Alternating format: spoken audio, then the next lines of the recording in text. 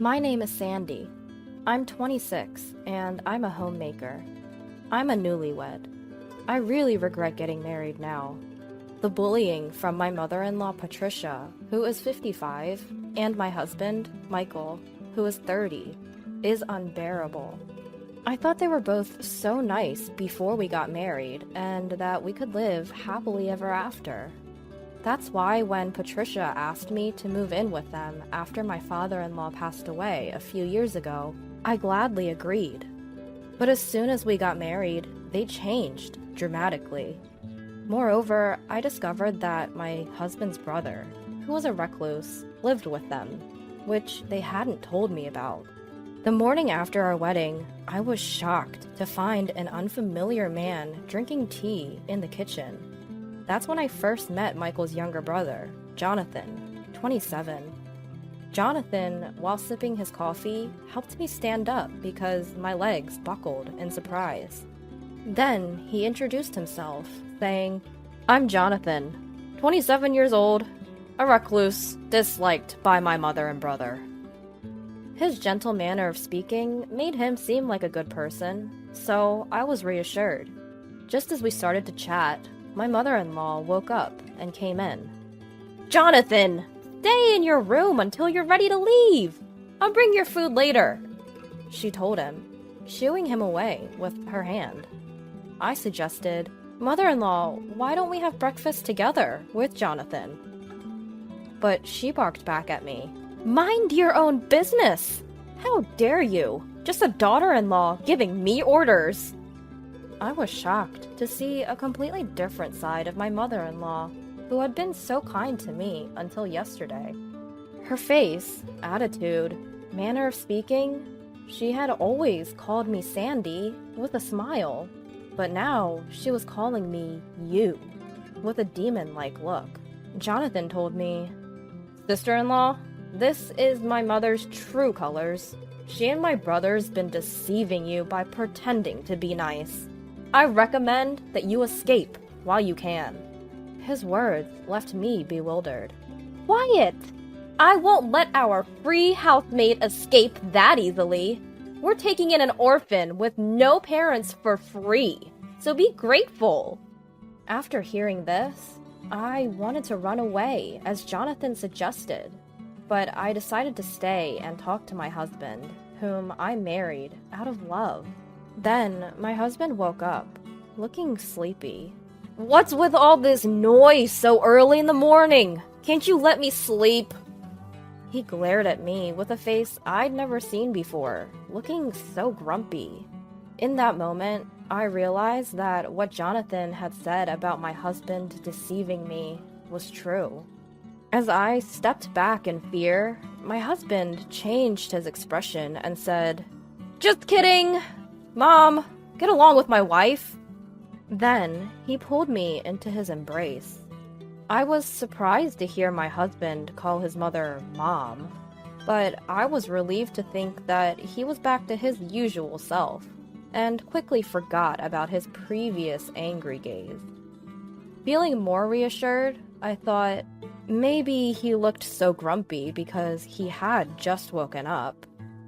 I said, "I'll make breakfast," and prepared breakfast for 4 of us and put it on the table. But my husband said, "Take Jonathan's portion to his room. Sorry for not telling you, but I have a brother who's like a piece of junk. Shut in. I was too embarrassed to tell you." Mother-in-law chimed in. "He locks himself in his room all the time and barely goes out. He's nothing like Michael. You wouldn't think they're brothers." All they did was badmouth Jonathan. I took breakfast to Jonathan's room and knocked on his door. He thanked me, but tried to close the door, saying, "Don't worry about me. I'll go out to eat." Feeling sorry for him, I blurted out, "Eating out all the time isn't healthy. Now that I'm a part of this family, I'll take care of everyone's health." He only repeated, "You should get out of here. I'm scared of being alone after my parents passed away." I felt a tightness in my chest and tears welled up. I was taken back to when my parents died. I was diagnosed with PTSD and I'm still receiving treatment. I might be projecting my situation onto Jonathan. I'll bring some more food later, I informed Jonathan and returned to the living room. Then my husband asked, "Can you finish up the housework and come to the convenience store at noon?" I responded with, "All right," and agreed. After seeing off my husband to the convenience store where he works, the bullying from my mother-in-law started as soon as I began the housework. "Wash the dishes, clean up, and finish weeding the garden, all by this morning," she instructed, as she started drinking tea in the living room. I replied and started cleaning the dishes, and before cleaning each room, I peeked into the garden to see how many weeds there were. To my surprise, the garden appeared as though it hadn't been weeded for years. It seemed like lots of bugs might come out, and I shuddered at the thought. Looking up at the sky, I saw cloudy weather with dark rain clouds, so I decided to hurry up with the cleaning. After cleaning the living room and dining room, finished cleaning all the rooms, except for Jonathan's room on the second floor, I heard a loud noise from the first floor, so I hurried over. There, the entire kitchen floor was drenched in salad oil. "Clean up the spilled oil," she said, and it was clear that she had removed the cap from the salad oil and spread it around. The bottle was empty, and it was spread over a wide area. "Why would you do something like this?" I confronted my mother-in-law. "What? You think I did this on purpose? How terrifying! You're an awful daughter-in-law. It's your fault for leaving things where I walk. Instead of talking, get to cleaning," she yelled, throwing a roll of paper towels at me. Remembering that I had to go to the convenience store my husband runs after cleaning the garden, I hurriedly cleaned the kitchen floor. While kneeling and soaking up the oil with the paper towels, my mother-in-law bumped into me, and I ended up diving onto the oily floor.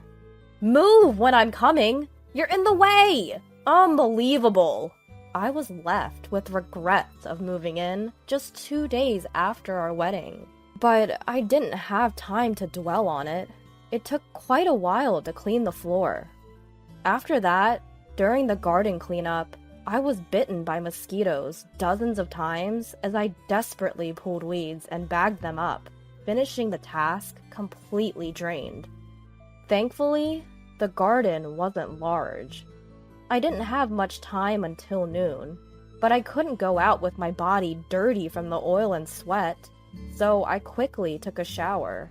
I thought I had prepared my underwear and clothes before entering the bathroom, but when I came out, everything was gone. I guess that's my mother-in-law's doing again. I was frustrated, but I didn't have time to argue. So after drying my body, I thought I would go to the bedroom wrapped in a bath towel. But even the bath towel was gone. I couldn't put on the clothes I had been wearing because they would dirty my body again.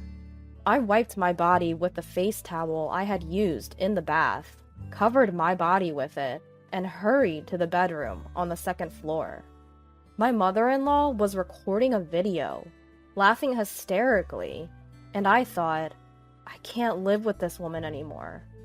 As I climbed the stairs, where I found a bath towel midway, I quickly wrapped it around myself and went to the bedroom. I was so frustrated that I felt like crying, but I held back, thinking that it would make my mother-in-law happy. As I hastily changed clothes and left the bedroom, I saw Jonathan. "Listen, sis-in-law, you really need to get out of this house as soon as possible. That lady lives for this kind of stuff," he said, and handed me a piece of paper with his WhatsApp QR code on it. "I know you're in a rush, but if anything happens, hit me up here." And then he went back into his room. I pocketed the paper and headed to my mother-in-law's room to tell her I was going to my husband's convenience store. She didn't respond, just kept watching and laughing at a video on her smartphone. I think she might be watching the video of me from earlier, which nearly brought me to tears again. but I ran off to see my husband. Once at the convenience store, my husband told me to go into the office. He half smiled as he handed me the store uniform. "Sandy, I gotta say, you looked super sexy climbing up the stairs naked. Next time, make sure you've got your towel and clothes ready before hitting the shower. It's embarrassing," he said. "I had them with me. Your mom must have hidden them. Didn't you see the towel halfway up the stairs? I had no time to look for my clothes and underwear." I replied, my composure slipping as I started crying. My husband started recording me with his phone. "If my mom is giving you a hard time and you don't cry and get all frustrated, I'll send her this video. You'd better satisfy her to the end. It's such a burden that you're making me record this and send it to mom," he said, as he rushed me to get dressed in the store uniform. So I just did what I was told and slipped into the uniform.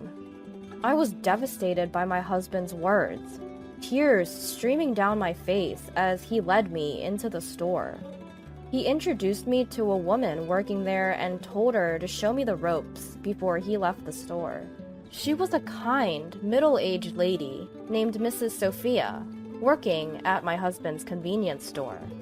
With my eyes swollen from crying, she gently told me, "The boss probably won't be back for a while. Why don't you take a break in the office?"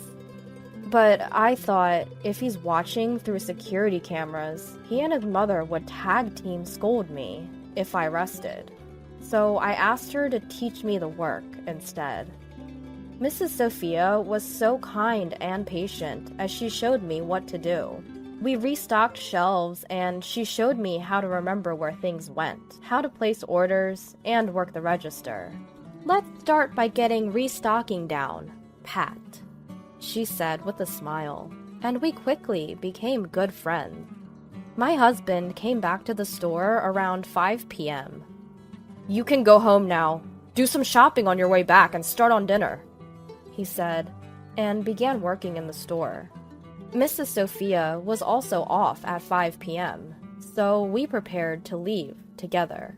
As we were leaving, a college student-looking guy came into the office and started changing into a uniform. We said goodbye and left. As we were leaving, Mrs. Sophia said, "If you need anything, give me a call." So we exchanged numbers. As I thanked her through my tears, "Thank you for being so kind," she replied, "I knew something was up, poor thing," and gave me a hug. We stood like that for a moment, but I had to rush home to shop and cook before I could imagine what my mother-in-law might do next. Once I got home, I was swamped, from preparing the bath to cooking dinner. My mother-in-law exclaimed, You didn't take the bag full of garden waste to the dumpster, did you? Hurry up and take it!"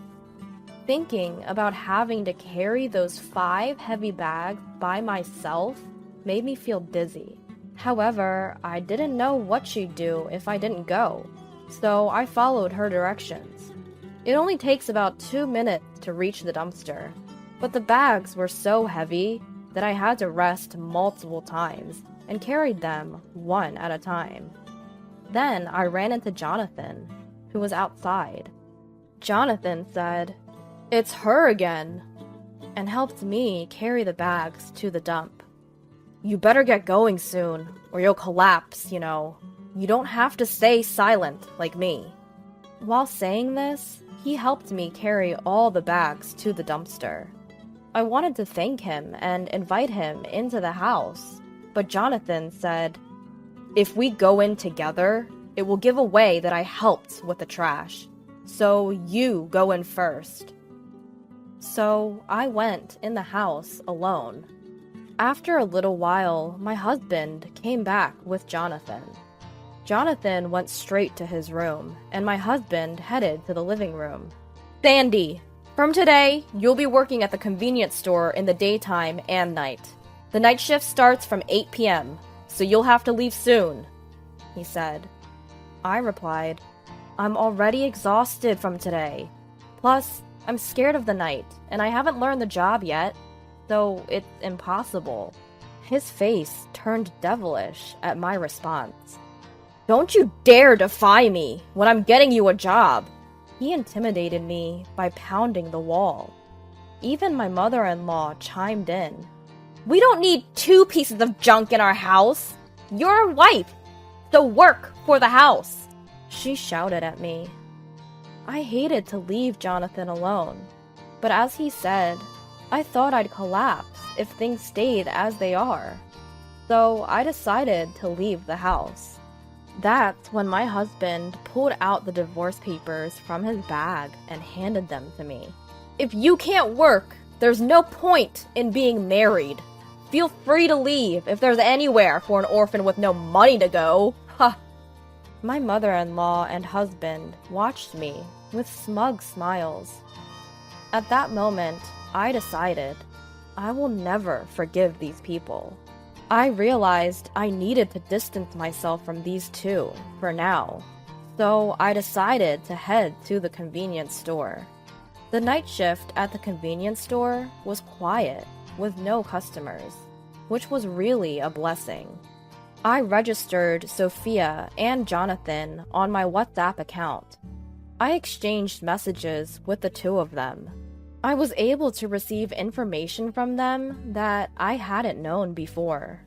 The information I received from Jonathan was that my husband had previously decided to marry a woman, brought her home, and did the same things he's doing to me now, causing her to flee before the marriage was finalized. That's why he had been acting all sweet until he married me. Furthermore, the next act of harassment against me was apparently to hide the engagement ring my husband gave me and blame me for losing it. According to Jonathan, my mother-in-law and husband were gleefully planning this in the living room right now. It seems that Jonathan has 2 cell phones, and he leaves one in the living room in call mode. He's now busy recording the talk while chatting on WhatsApp. He sent me a message with a laughing emoticon. I had heard from Sophia that her husband had some sort of relationship with an older woman working at the convenience store. The woman was married, so supposedly he went to her house during the day when her husband wasn't around. Because of this, Sophia, who's being made to work even as a store manager, was upset, or so the story went. I couldn't believe what I was reading, and read the message over and over again. I didn't know what to do on my own, so I asked them if we could form a group and share information, and both of them were more than willing. So we set up a group chat on WhatsApp. In the group chat, I told them that my husband gave me the divorce papers when I decided to leave the house. Jonathan was glad and said, "I'm glad you finally decided to leave." But I said, "Jonathan, you're leaving with me too." Then, in the group chat, I revealed something I hadn't told my mother-in-law or my husband. After I revealed it, I told them I planned to take revenge on my mother-in-law and husband, and Sophia and Jonathan both said they wanted to help. Sophia said, with difficulty, "Actually," and told me she had a recording on a voice recorder that could serve as evidence of my husband's affair with the woman, and also a picture of the two of them entering the woman's house. And apparently, she also had a recording of what my husband said at the office today. "Mom was frustrated because you wouldn't cry no matter how much she bullied you." And him filming me crying and sending it to my mother-in-law. Then Jonathan asked Sophia to trust him with all the information, and Sophia agreed. "That's the proof of your cheating husband and bullying mother-in-law, isn't it?" Jonathan was tasked with compiling the information.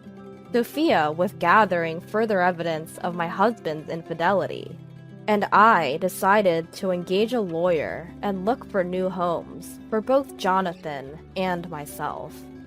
When Sophia wondered aloud, "Isn't it bad that I'm recording?" Jonathan replied, "You just happened to bring a voice recorder that was in record mode, right?" Sophia seemed to be laughing as she said, "That's right! It was just by chance." I never thought I'd make such wonderful friends in such a short period of time. It felt like my parents were guiding me, that they were certainly by my side, protecting me. Since we must keep the group's existence a secret, I decided to lock my phone. After a while, my husband told me, "The relief guy is coming at 1, so you can come home." So I went back to the house where my husband and mother-in-law were. They were both already asleep, so I messaged Jonathan to hurry up with the moving preparations. Jonathan had messaged me, "Get that divorce paper filled out soon and have a good sleep." The next day was the same routine of housework. Working at the convenience store, returning home for more housework, and again, the convenience store. But before heading to the evening shift, as expected, my mother-in-law said, "Show me the engagement ring you received from Michael." I retorted, "It's not here since you hid it, mother-in-law," and headed off to the convenience store. Jonathan showed up at the convenience store when my husband wasn't around and received a voice recorder from Sophia. Jonathan quickly gathered and summarized information for me. Sophia had made a comment to my husband's mistress's husband when he visited the store. "You know, our owner and your wife are very close. The owner is mysteriously absent when your wife is off." Apparently, she dropped this hint so blatantly that it would surely make the husband suspicious. The husband seemed to be heading back to the office from an outside appointment, but we guessed that he might have gone home instead. Sophia shared this in our group chat. Armed with the information Jonathan had compiled, I went to consult with a lawyer I know. The lawyer assured me this should be enough and gave his approval. Then the location for Jonathan's and my move was decided. Finally, the curtain was raised on my revenge. I had endured my mother-in-law and husband's daily bullying for this moment. For the preparation, I pretended to grovel before my mother-in-law and husband on my husband's day off. I said, "Mother-in-law, I'm sorry for causing you so much trouble due to my incompetence. This is not a peace offering, but I would like to gift Michael and you a one-night stay at a hot spring resort." Mother-in-law responded, "Finally, you've given in. That's right. Keep spending your time and money like this." And she accepted the voucher. "When is it? Tomorrow? Isn't that a bit sudden?" she asked. I said apologetically to mother-in-law, "I'm broke and couldn't afford anything but this discounted deal." My husband then said, "Mom, I can leave work to Sandy tomorrow, so we can go. This is a gift from a poor orphan, so if we decline, we may not get this chance again. Just work without complaining, and I'll let you stay here." He was all set to go. Mother-in-law also said, "Don't think this will stop the bullying. It's my pleasure. But if you give me gifts like this, I might ease up a little." And so, in high spirits, the two of them set off early in the morning.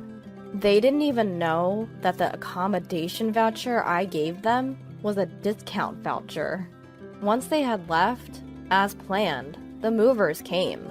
They loaded mine and Jonathan's belongings into a truck, and we moved to our new location.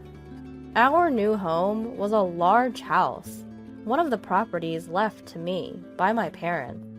The secret that I hadn't told my mother-in-law or husband was that I had a large inheritance from both my parents and my paternal grandfather. The other properties, like apartments, were managed by a company I had established. I had entrusted the management to a cousin I trust. I am the owner of that company. I also inherited other significant assets, such as insurance money. I decided to live with Jonathan in the large house where my grandfather lived, which had remained vacant because I didn't want to rent it out to anyone. I figured this would be a spot where my mother-in-law and my husband wouldn't find me. The day after I moved, I received an angry phone call from my mother-in-law. "You! This is not a discount voucher! I'll get back to you! Michael is very upset too! I will not forgive you! Get a divorce and leave! You! Trash! Leave! Don't show your face again! Take the trash Jonathan with you too!" She said, quite furious. "Okay, got it. I've already submitted the divorce papers," I responded, which led her to hand the phone over to my husband. "Marrying a worthless person like you was a mistake! Get lost, orphan!" He spat before hanging up. Jonathan and I ended up laughing heartily and celebrated. Sophia had already submitted her resignation to the convenience store's headquarters and had decided to work full-time at my cousin's company. Sophia, a single mother, was happy to have a stable income. Soon, she was going to bring her child here to celebrate together. Jonathan seemed to have a hard time moving. He's been holed up working until Sophia arrives. Jonathan was an investor, making money from his online lectures. In fact, it seems he's making a significant amount of money every month. After a while, Sophia and her child came, and we had a party and deepened our friendship. The next day, I received another call from my mother-in-law, who had returned from her trip. "Did you move? Is Jonathan with you too?" she asked, to which I played dumb. "I've moved out already." "Oh, Jonathan moved out too?" I inquired. "It seems so. It's fantastic that two pieces of trash disappeared at once," was my mother-in-law's bitter response. Later, my lawyer contacted me. "Michael and your mother-in-law have accepted the content of the notification. They seem willing to pay as requested to avoid a lawsuit." Afterward, that amount was transferred to my account. Just when I was getting used to living with Jonathan in our odd arrangement, my ex-mother-in-law, in a state of panic, began spamming my phone with calls.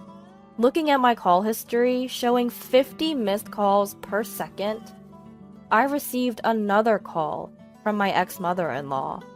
"Do you know where Jonathan is? If you know, tell me!"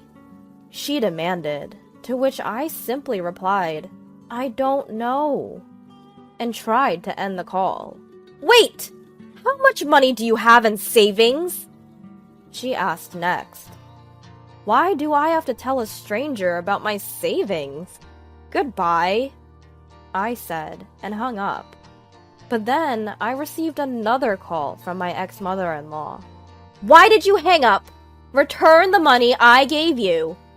It seemed she was talking about the consolation money she and my ex-husband had paid me. I was about to hang up the phone again, saying, "I don't need to repay the money because it's the money I don't have to return," when she exclaimed, "Wait! Hear me out before you decide. I'm really in a tough spot," and started telling me why she needed the money.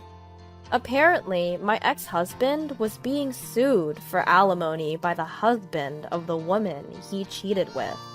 Thanks to Sophia, the husband of the woman he cheated with was able to gather evidence quickly by hiring a private investigator. Moreover, once the convenience store head office found out about the relationship between the employee and my ex-husband, they terminated their contract with him. On top of a substantial penalty, he is being sued for damaging the reputation of the convenience store. And the amount he owes is beyond his means. Around that time, I happened to hear from a friend of Jonathan's that Jonathan makes more money than my ex-husband. So my ex-mother-in-law's been looking for Jonathan. Moreover, if she could get back the alimony she paid to me, everything would go well, she said. Find Jonathan! Don't you know how to contact Jonathan? And when will you repay the money? The sooner, the better, she said. So I responded. $50,000 isn't a big deal. Please stop making a fuss about petty cash. It's embarrassing. I have money and property left to me by my parents, so I'm not in financial trouble. However, I'm not so generous as to give money to complete strangers, so please, look elsewhere. She yelled, You! You're going to abandon your husband and me? Your mother-in-law? You're heartless! Pay me back! I retorted, What you've done to me since the first day after our marriage is far worse. If you call me again, I'll contact the police and a lawyer. Don't forget that we are nothing but a stranger. After hanging up the phone, I never received a call from my ex-mother-in-law again. But I started receiving love letters from my ex-husband, begging for reconciliation, which I ignored, just like I did with my ex-mother-in-law. As for my ex-husband, even after selling his house, he didn't have enough money. And since everyone knew he had taken advantage of an employee, he couldn't get a job in the same industry, so he seems to be working as a traffic control person on road construction sites. My ex-mother-in-law reportedly started working part-time at a supermarket, but because of her personality, she doesn't have anyone to talk to and is isolated at work. As for me, I actually got married to Jonathan 2 years later, and we're living very happily. Jonathan's proposal was, Let's be together in your parents' grave. So he married into my family and took my surname. I am currently pregnant and will be blessed with a baby boy next month. I've already decided to get along well with my son.